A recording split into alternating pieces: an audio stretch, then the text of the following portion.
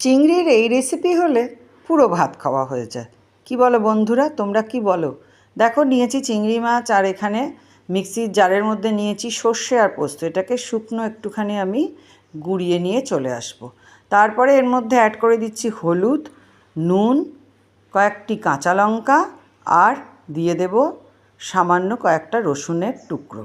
দিয়ে এটাকে আবার পেস্ট করে নেব। এদিকে চিংড়ি মাছের মধ্যে দিয়ে দিলাম নুন, হলুদ, আর দিয়ে দেব একটুখানি লঙ্কার গুঁড়ো, আর দেব টক দই। টক দইয়ের পরিমাণটা এই 2 চামচ মতো। তারপরে এর মধ্যে দিয়ে দেব বেশ খানিকটা কাঁচা সর্ষের তেল দিয়ে এবারে তো মাখামাখির পালা। খুব ভালো করে এই চিংড়ি মাছটাকে মাখিয়ে বেশ আধ ঘন্টা মতো রেখে দিলাম। আর এদিকে তো আমার মশলা রেডি।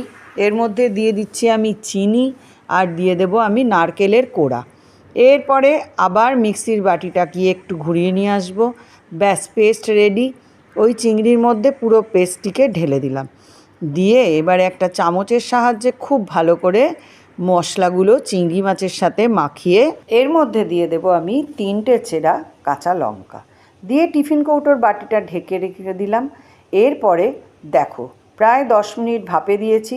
একদম রেডি চিংড়ি ভাপা। তোমাদের কেমন লাগলো?